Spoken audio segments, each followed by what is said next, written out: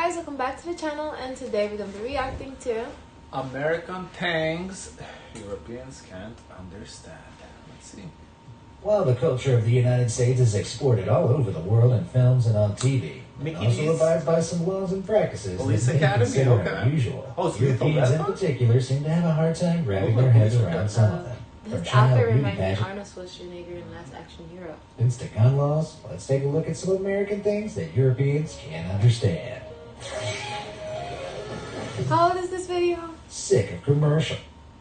Okay, why do they make it seem like there's no commercials in Europe? I 4 years ago. Okay. I already talked about it in the last video. There's plenty of commercials. If you're a European enjoying a cozy night in on the couch in America, some of the stuff on TV may shock and surprise you. And no, I'm not talking about Keeping Up with the Kardashians. Oh, maybe the contents of the commercials, because it was very shocking for my parents to see how much medicine they promote here. I guess in Europe, I don't remember now, but I guess the medicine is not like promoted on TV like here. All the all the drugs that they push. I'm talking about commercials, which arrive so frequently it makes watching TV feel almost unbearable to anyone unaccustomed to it. Seals leaks instantly. Especially pharmaceutical commercials, which usually show grumpy men and women turned into smiling, happy people by the product being sold. These are usually followed by an almost comically long list of potential side effects spoken at double speed, like Ambien ad. As well as abnormal behaviors such as being more outgoing or aggressive than normal, confusion, agitation, and hallucinations may occur. Don't take it with alcohol as it may increase these behaviors. Yeah, it is a little bit weird that they advertise drugs on TV as if not the doctor should tell you what drug to take. And you go and see the TV and, oh, I need to take this drug. Yeah, Like, people would go to the doctor and say, yeah. can I take this? But the doctor needs to be the one to suggest what's best for you. That's their job, isn't it? It's not your own job to, I don't know. That is a little weird. Allergic reactions such as shortness of breath, swelling of your tongue and throat may occur, and in rare cases may be fatal. Some effects may include next-day drowsiness, dizziness, and headache. In patients with depression, worsening depression, including risk of suicide, may occur. These types of direct-to-consumer commercials peddle prescription drugs, which is an advertising standard that was rejected by the European Commission back in 2002. The Commission stated that pharmaceutical companies were unable to... I don't know if you guys have this in Europe. Can you go to your doctor and say, can you put me on Ozempic?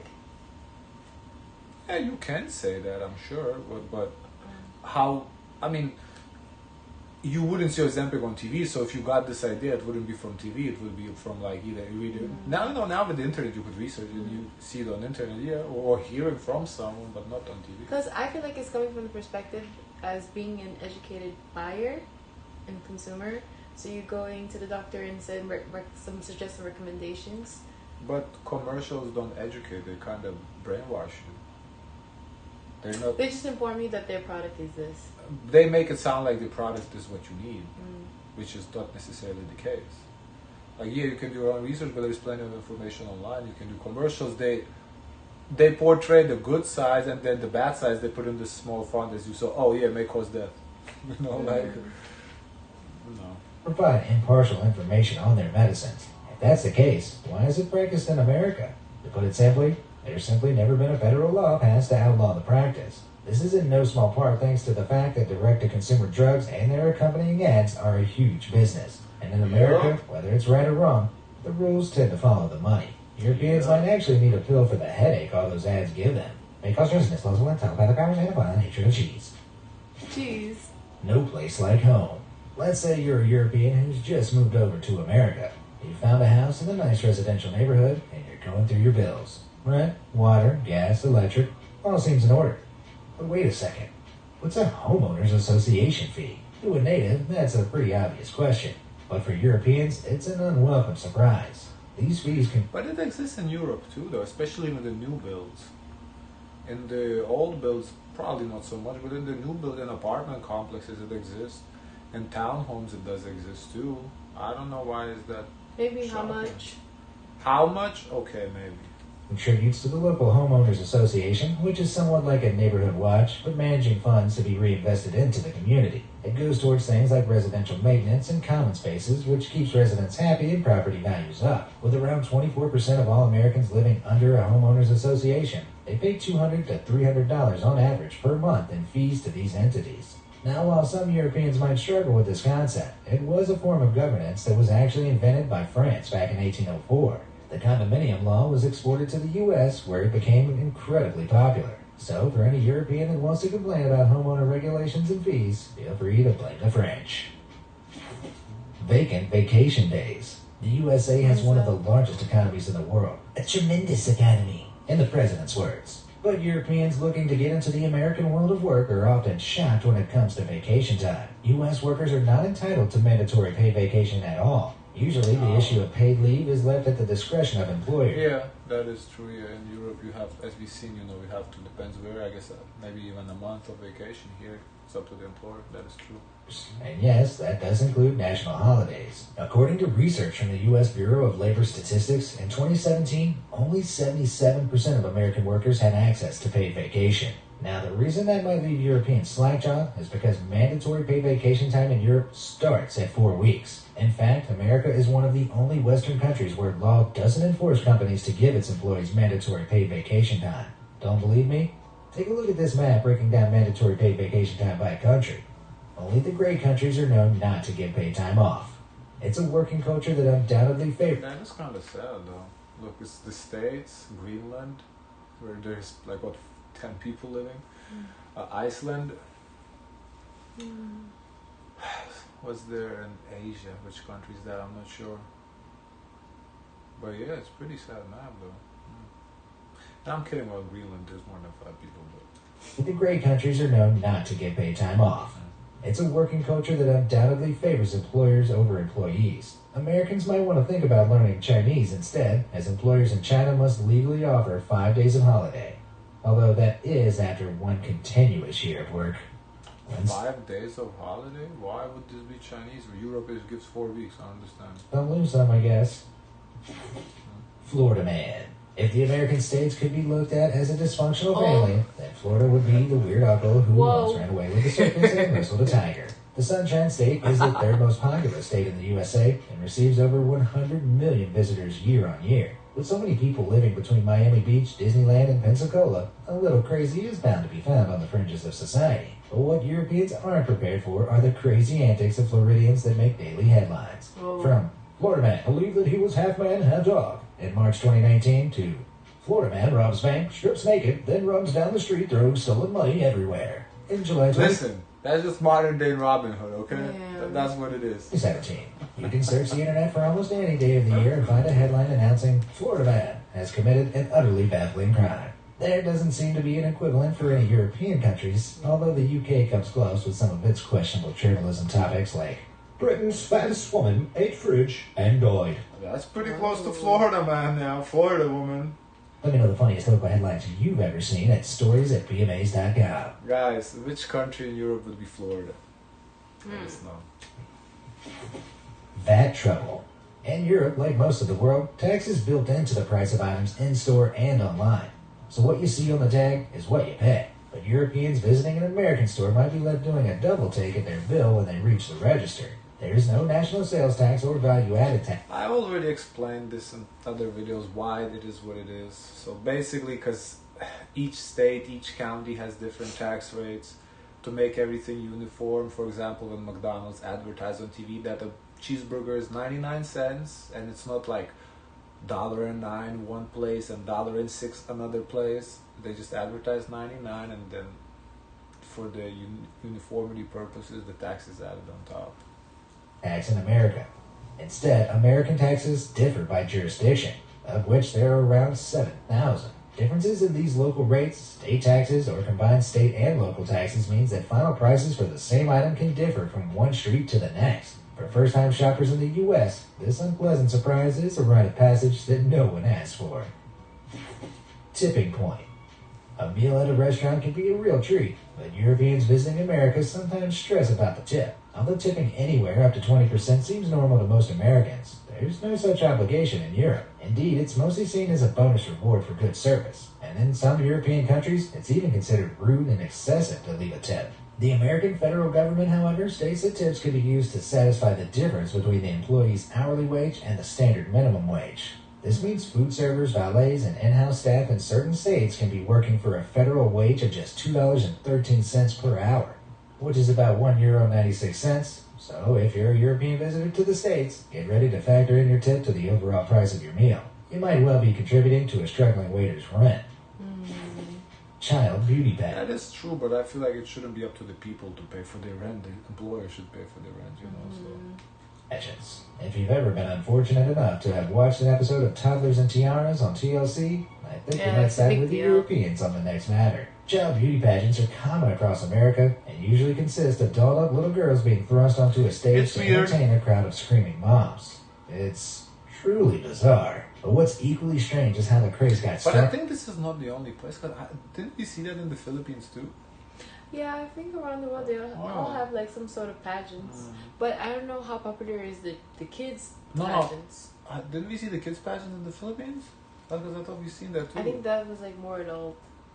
Oh, I guess. Yeah, but it is weird. Kids, I don't know. Weird. Started. Child pageants originated from American Better Baby contests in the early 20th century. Babies would be scored on characteristics like weight, quality of skin, and face shape, supposedly in the name Oh of yeah, health. talk about. I don't know if he's gonna show because it's not like a mainstream thing, but also what's kind of I guess would be weird to Europeans now that I think about it.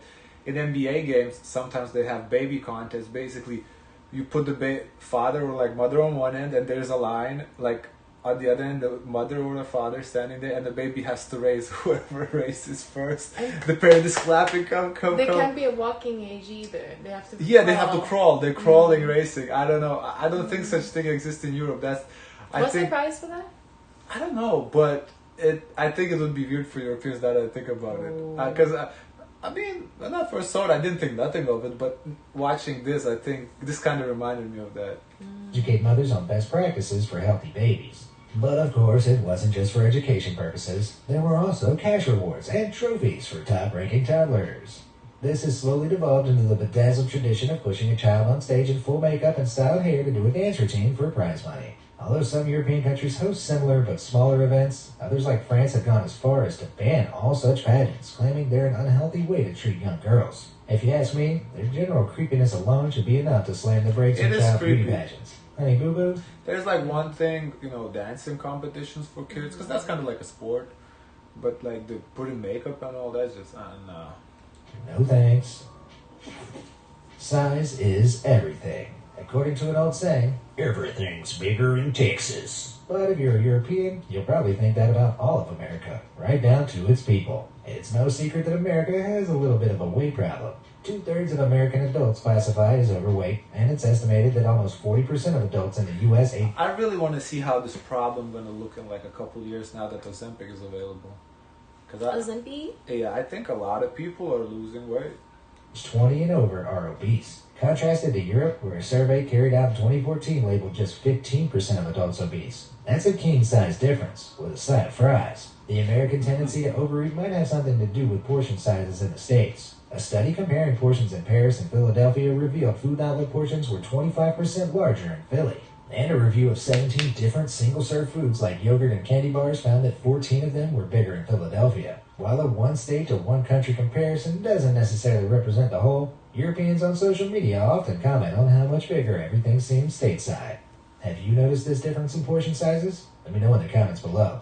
Bonus points for food puns. I'm sure, it is biggest. I think because a lot of people that do come here when they go to Costco, they're very surprised at Costco sizes. Mm-hmm. So I think everything is bigger, yeah. Oh, sugar. Living in America can really give you a taste for the sweet life, but your teeth won't thank you for it.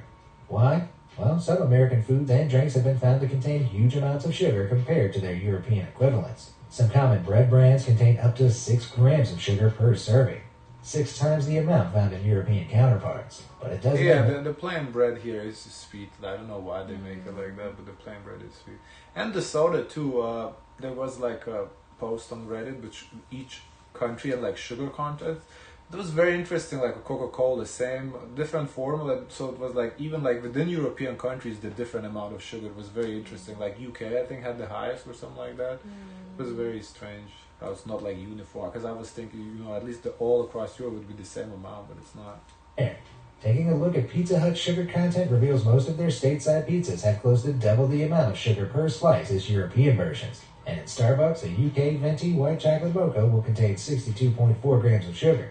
But in America, that shoots up to 72 grams. I've heard of sweetening the deal, but any Europeans making the trip across the Atlantic... 62 is still ridiculously high.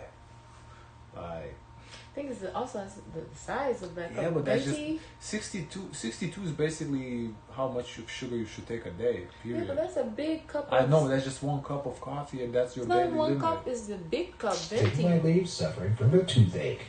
That's like 4 or 5 Gaps cups. in the market. European standards of building a public restroom involve plenty of privacy, mainly in the form of cubicles with doors that are more door than gap. Seems obvious, but it's a standard that Americans just can't seem to adopt. With ridiculously large gaps at the top, bottom, and sides, it makes for a truly uncomfortable. Yeah, a little weird. In the stalls. It is weird. Especially... yeah, no, like the ones on the bottom that is short, okay, whatever, who cares? But the sides, it is a little weird. I mean... That's funny. I was not expecting this. You get used to it, I guess, but it is kind of person's like... Because, yeah, it's what somebody peeking in, like, you know, what you do, like... No, to make what? sure no one's inside. Oh, make sure... Security purposes. To make sure no one's inside. What do you mean no one's inside? If no one's inside, the door is open. What? So you just go... When the door is like that, you just push it? Yeah. If the door is closed, then someone is there. Because the door by itself doesn't really stay closed. It's always like a little gap. So that means there's no one's there. Comfortable first visit to an American toilet for unwitting visitors. On their first time, Europeans are left feeling especially susceptible to unwelcome visitors and peeping Toms. Some people resort It is to though, taking like- the gap to prevent prying eyes looking in. But as strange as the design seems, there are some theories as to why Americans build their stalls Why? this way. For a start, high floor gaps allow for easier cleaning, and they do make it simpler to pass toilet paper from one cubicle to another. On top of that, the vertical gaps act as a deterrent for anyone thinking of doing anything naughty behind closed doors. But there's always the chance you might accidentally get a real eyeful. Maybe just close your eyes before entering any American restrooms. Yeah. Triggered. It strikes many Europeans as a bit odd that in America you can pick up your groceries from one aisle of a store and a gun from another. Indeed, you can buy guns over the counter in places like Walmart, and ammo can be found in pharmacies. But seeing as guns are still legal in many parts of Europe, what is it that Europeans find weird about the gun-loving, rifle-wielding, Second Amendment-touting American? I think overall, maybe for Europeans it's weird how one store here kind of encompasses everything. Because like we saw just yesterday when we did in Finland, the lady was describing that it was shocking for you that the pharmacy is a separate store. Whereas here you go to Walmart, you can go buy ibuprofen or whatever that you need. So in Europe it has to be a separate store pharmacy. So same with like... although alcohol in Lithuania, at least how it used to be, like Walmart would carry heavy alcohol. Here you can't, only beer. Like light alcohol, like vodka you couldn't buy at Walmart. In Lithuania you could. So that's a little different. I don't know. Citizen, it might have something to do with America's gun-related death rate, seeing as per capita, there were 12 gun-related deaths for every 100,000 people in America in 2017. Very few European countries exceed 3 gun-related deaths per 100,000 people, and none even come close to America's 12 per 100,000. The causes of the problem are fiercely debated, but it might have something to do with how easy it is to buy a gun. Background checks are usually carried out, but a research survey from Harvard in 2015 estimated that a third of American gun owners have purchased a firearm without a background check. In Europe, many countries like I Austria... believe you don't need a background check for private persons. So like if I was to sell a gun to her, for example, I wouldn't have to do a background check on her. I think the background checks are only required on from the store. I think that's why only 1/3 is done. In Germany, required would-be gun owners to go through a rigorous 7-step procedure before owning a gun. High-caliber handguns are outright banned in the UK, and many categories of semi-automatic weapons are illegal to own across Europe. It's simply much harder to legally purchase a gun in Europe than it is in the US. I mean, I do think, it should be, the background check should be done, but like how would you enforce private sales to do a gun background check? I think just like don't you know how you would the same enforce thing that. that you do with the car is when you transfer ownership of a gun. Transfer ownership of a car, so you want to be no longer responsible for But what happens. obviously, I've never, sold or bought a gun, so I don't know. But when you buy it from private, is there like you have to file it with the state that you sold this gun to the person? I would just assume that's an easy remedy to fix to kind of encourage background checks. Because how I understand like the sale of guns private to private here is kind of like you go on Craigslist, there's no register, nothing. You just sell it and that's it. That's what I kind of understood. I don't know. I don't know enough to make any good explanation for Because that. I think it should be like a Carfax of like gun history to know where this gun is transferred. Because I think that's the whole point why they scratch out the serial number now. I mean, that's a great idea. If there isn't one, I'll go to Congress's office, suggest this. I think that's a great idea. If it doesn't exist, yeah, that would make sense. Which I'm sure is a trigger point for some. Have you noticed any Interesting video. I liked it. American foot? Guys, of course, let us know your thoughts. Don't forget to like, comment, and subscribe. Join the Discord, and as always, share as much kindness as possible.